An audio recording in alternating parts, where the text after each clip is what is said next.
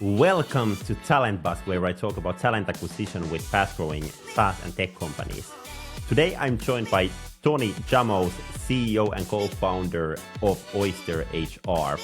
Tony is a two-time founder and two-time unicorn founder, actually. So he has a lot of experience from scaling companies to big sizes. And today we are talking about Oyster HR journey, their talent acquisition, how to build a diverse team, and a lot of other things. And let's start today's episode by hearing Tony's secret on really finding a unicorn startup. Look, there's no secret. To be honest, there's no secret. There's an ingredient, a formula that I use that has three components. One is go after a big market. Two is time it well. And three, hire the best people. That's it. It's as simple as that. Quite simple. And today we will mainly be focusing on the third part, hiring the best possible talent. And I think what you have done is like really building a kind of remote culture. And I think one thing that I discuss with a lot of people, if they are like, hey, we need to hire someone within our country or within our city, then you basically make the situation that your possible talent pool is so much smaller. So was that the reason why you kind of started to build a kind of global company where you can hire people basically everywhere to tap into a bigger talent pool, or what's the reasoning behind there? Yeah, the story is very linked to my personal journey. I was born in Lebanon. I left my country when I was 17 to France to study computer science. And I had all sorts of emotion leaving my tribe, my community, my nest. And it was very difficult to do that. And when I got to France, I realized after a number of years that actually these emotions were totally normal. And it wasn't me the problem. The world is unequal. France has one of their main three values is equality as a nation. And remember, they gave me a 350 euro check every month to pay my rent. Say, why do you guys do this to me? I'm not even French at that time. And they said, because we want you to have equal opportunity to be able to not think about money so that you can focus on your studies. And it touched me deeply. And then after I started to my first business 13 years ago from San Francisco. Was an API business. I grew well, went public, got acquired by Ericsson for $6.5 billion a few years ago. I left that business and I took some time off, and I was ready to, after a year, I spent a year looking at my purpose, why I'm here on this planet, what should I do next? And I was ready to start another business that was very similar to my previous company. It was an API business in the communication space, and I had investor lined up for it. And I was determined to solve some of my mental health issues. I was faced with something called PTSD, post-traumatic stress disorder, that's coming from my war years, growing up in a war zone, but also exasperated by the fact that I was a CEO, right? Like, you have risks everywhere as a founder. Like, if you have PTSD, well, don't do a CEO job. Please don't do that. It's like the worst recipe for disaster. Investor likes it because actually you're like, you're burning everybody out, and you see like fears are exaggerated, right? And then you're reacting to that. It was very taxing on me. So I was committed to solve that issue. And I went through a lot of psychology work, medicine work, and on my first retreat was in November 2019. I realized actually I should not do this business. I should do Oyster instead, because I wanted to build a business that was led not only from the mind but also from the heart. And I knew that if I build a platform that makes global hiring as easy as local hiring, I could help others that are in emerging economies, and without the need for them to leave their families and their communities, they can have the best job from there. And my previous company, we hired in 40 countries because we had to. We were a global company, and I realized actually global hiring is a superpower. Not only you access a global diverse talent pool, you You can also change people's life in many countries. Like we would be the best employer for Diego in Argentina and Mary in Athens and Mohammed in Morocco, and they would be like the highest retention people in our company. Super hard work, super loyal, and for me, I wanted to recreate that experience, and I realized because there was no solution to it back in mid 2019. I found this industry called employer of record that was essentially a professional services industry that helps you to hire somebody in another country without setting up an entity, but was very expensive, growing fast, and ready for software disruption. So, and that's what I know how to do. I know how to build scalable software businesses that disrupt industries. And this is where January 2020, I realized actually, well, I had to do Oyster. I want to do Oyster because I want to move the world into more free and more equal by giving by empowering companies all over the world to tap into the global talent pool, and uh, and the rest was history. Yeah. You talked earlier about the timing and the market part. Do you think if your company would be in the same situation without COVID, like would you be able to grow this fast without that movement and that super quick shift to remote work and maybe more and more companies being open to remote talent? Like we've done a lot of research before starting the business, and we knew that remote work will become work in 10 Mm. years from now. Like we knew that it's going to come. There's no doubt that in 10 years the vast majority of workers will be remote workers. There is a 1 billion knowledge worker coming into the workforce in the next 10 years, mostly from emerging economies. That's the biggest demographic shift since the industrial revolution. And while you have around 100 million jobs going unfulfilled in the West, according to BCG, that's 8.5 trillion economical loss, around 10% of world GDP. So it's clear this is going to happen. Cross-border remote work is going to happen, but we thought it's going to take 10 years. And it took two. And so that was the surreal part of this hyper growth story. I mean, we've grown in the first 3 years faster than Slack in that period of time, faster than Twilio in that period of time. It's like the fastest growing SaaS company in the Valley. And we did that by having no offices, by being distributed in 80 countries, by having people from over 100 nationalities, having diversity level that unheard of, and engagement level that are unheard of. We are voted by Glassdoor a few months ago as a top 25 technology company to work for. That's a nice result. I will later hear a bit more about how to get those people in, like best talent. But you mentioned like working basically in most of the countries in the world, having a lot of people, and building a company, building a culture is hard. We don't actually have an office neither, but we are like still a super small team. But like how is it managing the culture, managing the team, making sure that like everyone knows the company goals and works towards those when you have people with different time zones, different places? Like has it been hard to grow that quickly, bringing in a lot of people in? Like how have you handled that part? Look, you have two choices. Either you leave it for luck or you manage it intentionally. And many companies that are in office, they don't feel the need to manage it intentionally. So they end up having suboptimal cultures and toxic environments. And as a remote company, you have no choice. It's a forcing function to manage intentionally your culture, and therefore you become a stronger company. So, what are the components, the building blocks of intentionally building great culture? Three things.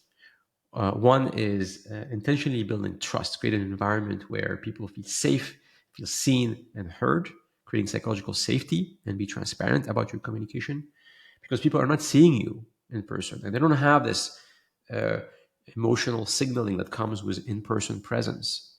So you have to consciously create trust in everything you say, everything you do. Number two is about being clear about what are the success criteria. How do you measure success? In the office, the way we learn how to manage people came from the industrial revolution. Your presence in the factory mean that you're productive. I can manage the number of widget that you are creating. But when we moved to the office, we inherited from the same mindset. You're in seat in the office mean that you're productive. So we didn't feel the need to develop stringent and accurate way to measure success. Instead, in the remote work environment, you cannot afford that. So you have to invest intentionally about what does success look like for the company, goals. We use a method called objective key result, OKRs. We link that to the team goals and we link that to individual goals. So when Valentina in Argentina wakes up in the morning, it's already in the afternoon in Europe or in Asia. She's working with your colleague. She knows what she needs to do. She knows what her success look like today, this week, and next month. It's very empowering for people. And therefore, you don't care how much time they put in. You care about the results. And the third building block is being clear about the tools and the rules. How do you work together? So obviously, at Oyster, we use a lot asynchronous way of communication and collaboration. It's transformed the way we run the business. We train people on the tools and the rules. You use Notion for this. You use Google Docs for this. You use Asana for that. Uh, and uh, and we reinforce it from the top, right? So we model the way. Like I need to be the best remote worker at Oyster for it to work. Mm. I'm not, but I thrive to be the best, right? I thrive to every day to use these tools to be a role model, to recognize people when they use async well, and give feedback to people when they don't. And over time, you start creating this amazing culture that is highly productive, and creates an amazing sense of flexibility and well-being. Like I can go to the dentist and get a massage at 2 p.m. in the afternoon. I don't feel guilty about it, right? Every day, my children come here after school for a couple of hours. I don't feel guilty about it. I don't work in the morning. I don't feel guilty about it, right? I work in the afternoon and the evening because my time zone is GMT +2. My team is mostly in Europe and in the US. So yeah, this is how we do it, and it delivers an amazing culture of high level of engagement and productivity and fulfillment and well-being and success. Yeah, yeah. I think it's interesting, before I personally hop into the kind of business world, I used to work as a chef, and over there, like no possibility for remote work. Yep. It's interesting. Will there be remote chefs in the future? Maybe there will be, but at least during that time, it was always about like being at the work on the certain time, doing the certain things. And now, for example, if I really look at the day-to-day life here in Spain, it's really like work, then you play some paddle, then you do some work, then you maybe go to massage, as you mentioned, as well. And it's interesting, but I think, well, maybe founder perspective is a bit different, but for employees, like I do agree what you mentioned regarding kind of having clear understanding what performance means. But I think it might be scary at the same time as well. Before you just needed to come to the office for 8 hours, and now we suddenly don't care about the hours, but we care about the actual results. And then maybe people get like more and more responsibilities, like, hey, okay, now if you are in sales, you need to bring this amount of new annual recurring revenue in or whatsoever. Like, do you think it's kind of challenging for people as well? For some, yes, I agree. For others, it depends on the personality. But it's also about creating emotional safety in the organization. Like, Mm. we in Q3 2021, we had to stop new business Mm. because our people were burning out on the customer service side. We couldn't keep up with the growth. Like we didn't fire our sales team because they missed their quota.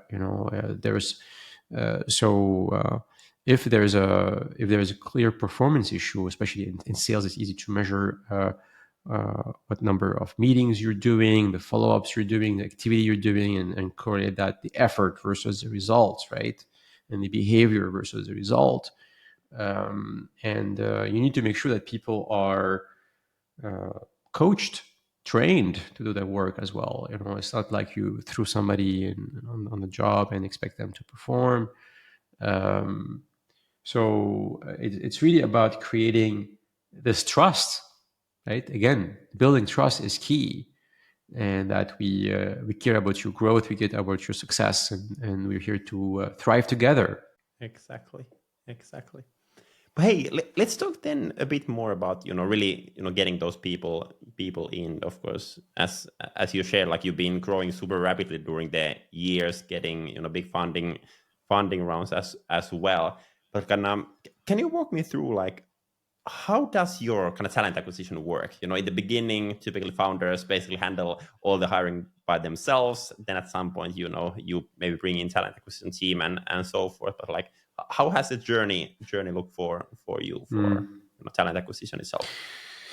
Look, the first person I hired and I partnered with at Oyster was an brilliant executive search consultant who was leading one of the top executive search firm in Europe in technology. And I hired pretty much full time. And I told him, actually, he told me he's helped me in my previous company hire a few of my execs. And he told me, look, I looked at the data and unicorn companies, companies that reaches unicorn status in less than 5 years have overinvested in their executive team formation, and they also did it earlier. They hired people not only that goes from 0 to 1 but 1 to 10 right away. And so I partnered with Andrew, and we hired pretty much like the top first 20 execs in the business through a stringent executive search process. That was strategic because we had to connect the dots, right? We were like reactive. We had a roadmap. These are the 20 executives you want to hire. This is how the org chart will look in 12 months. This is how the org chart will look in 24 months. And we went and executed on that pretty successfully. And the results are amazing because we not only we've hired great talent that enable us to scale from 0 to 1 and 1 to 10, but also we've hired diverse talent, diversity of thoughts, diversity of backgrounds, of point of views, and we hired talent that is fit for purpose. So we have our chief people officer, Mark, who came, who now our chief operating officer. He was chief people officer for 20 years in a remote work environment. We have our general counsel, Miranda, who was in charge of implementing compliance and software at one of the largest professional employee organization in the US. We have Shannon, our CFO, who was CFO of Shippo, managing cross-border transaction, which is exactly what we do when it comes to unit economics. So we really focus on looking at the fit for purpose of these teams and put them together to create something unique. So that's kind of how it started, really, is through this thoughtful, strategic executive search process. I didn't want it to hire who I know. I did that in my first company Yeah. because well, I know great people and I've hired great people there. The percentage of failure is much higher if you don't rely on a professional that knows what they're doing and they are partnering with you to look at your gaps, your biases, and help you focus on what the business needs and not what you think the business needs. Mm. And yeah, from there we built a talent acquisition function that was led by Erin. She's now our VP people. And it was crazy because in 2021, we grew like from 50 to 450 in 1 year. And the strategy we built, I mean, there's a lot of technology there in terms of receiving the candidates, screening them, interviewing them at scale. But it was a volume game. Remember, we hire in 100 plus countries, right? We Yeah. receive application from 100 plus countries. And so at some point in that year, we used to receive 13,000 job application per month for a company that's like 18 months old. And the reason why, because we start promoting on social media how we work here, what we stand for. We had an employee brand that was extremely in demand. People wanted to work for a remote company that can make them successful and give them a sense of fulfillment. And how we give them a sense of fulfillment and purpose is because we are a mission-driven company first and foremost. We are a B Corp. We are here to advance the world into more fairness and equality when it comes to global employment, and everything we do is aligned with this, right? We are much more advanced on our impact than any of our company of our stage. We have our impact report. We're B Corp certified, and it's really the reason why we do what we do is to drive the mission forward, and people feel that it is, and we talk about it, we market it, right? Mm. We market it so we can attract the best talent, because like the best talent in the world, they just don't need another job. They need a job that is meaningful. Exactly. I started to think, when you talk about, bringing in a good executive team in the beginning, I think a lot of tech founders would like to do that one. But now, when you talk about that team, how big it was, what kind of people you are bringing in, you need, of course, like quite a lot of money to do that one in quite a beginning. How did it go in this case? Like,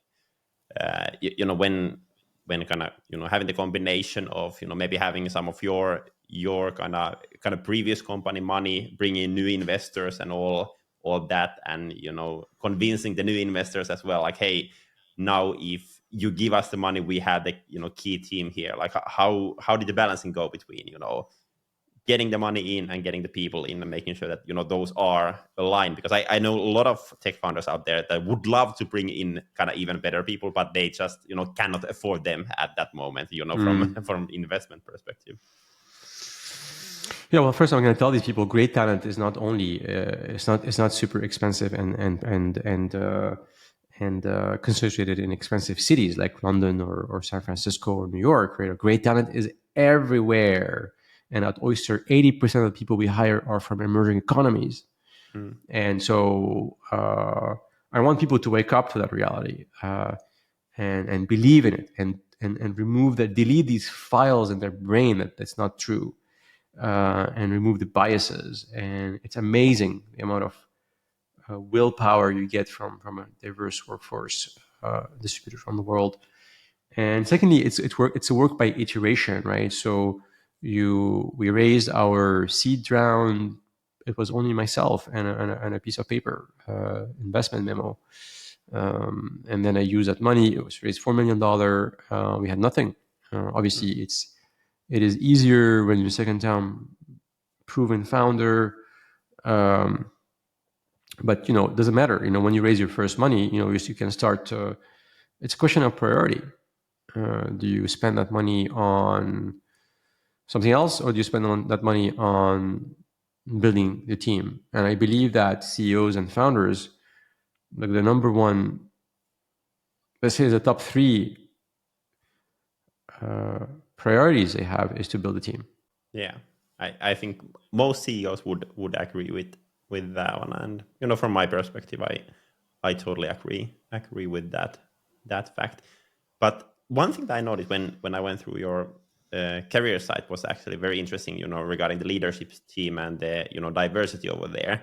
And I think there's been ton of talk about diversity, the benefits of the diversity as well. But can you talk a bit more on that? Like, if you think about your current management team, how do you approach that one, and how do you make sure that there is diversity over there, and what do you see as benefits of that one? So diversity is there's multiple variables in diversity, but let's take, for instance, an easy to grasp one, which is gender diversity. And I do ask my recruiters to bring me to have a goal of 50% from each gender when it comes to interviews, and then we put fair process in place that gets the best person in that role, the person the most fit in that role. And we've done great. We have on my team there's 2 out of 5 women on my team, which is pretty good when it comes to technology companies. Same on my board as well. There's 2 out of 4 board members, excluding myself. So that's from a leadership standpoint, and I think we can do a little bit better there. But from a company standpoint, we're like 50-50 in Oyster across the Mm. board as a technology company. That is also unheard of.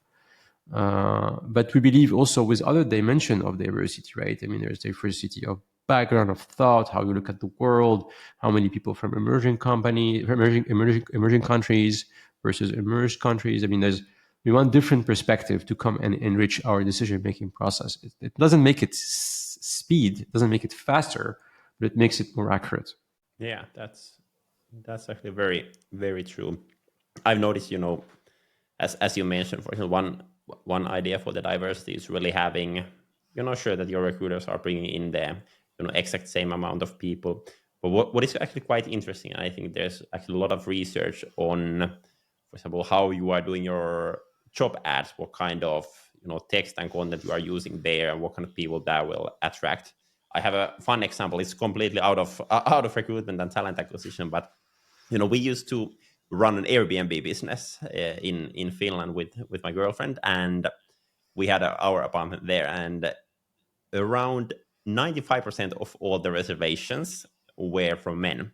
And at some point we started to think, like, why is that one? And of course, there might be reasoning that men prefer Airbnb or hotels or something like that. But an interesting thing was, like, when we went through the text or the presentation of the apartment, which I had written, and I had highlighted about having a big TV where you can watch sports, or having our terrace where you can do barbecue, or having sauna, and after sauna you can enjoy beers in the balcony. So kind of, all the language that I used was basically from male perspective. And I've noticed the same regarding job ads. There might be that companies are looking for key players or game changers, or things like that we Very typically testosterone combine with filled male. Yeah, terms. yeah, but it's very very And also, I interesting. mean, I want to say as well that remote work is creates diversity, right? Is by design, right? Because it's flexible work, so caregivers can succeed, right? Every woman I have on my team has children. I'm a single father as well. I take care of my children, so remote work is really designed for caregivers, because it's flexible work. Mm, Secondly, remote work allow people who cannot commute to participate. Think about disabled people, right? Uh, and remote work, what I've noticed, and I had some very much heartwarming discussion with my team. I do these anniversary calls when they reach 1 year and ask them how did working at Oyster transform their life. People of color are thriving in this environment because they work asynchronously, right? So there's no biases that you have in the office when it comes to performance. Uh, that's a great message to the world. Like, remote work is an opportunity to unbiased work and make it more equal or more inclusive. mm. Regarding equal, I just posted today to LinkedIn regarding salaries, and about having the line, we offer competitive salaries in our job ads. And I think companies shouldn't be doing that one, but if they have something budget, they should put it there. But one example I shared, and one thing that got actually a lot of discussion, was regarding remote work. So earlier we talked about performance and what is expected from people, and then we talk about fair pay.